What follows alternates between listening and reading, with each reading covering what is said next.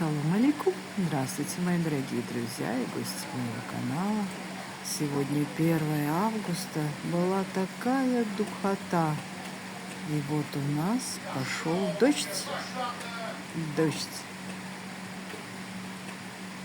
Ой, какой хороший дождик.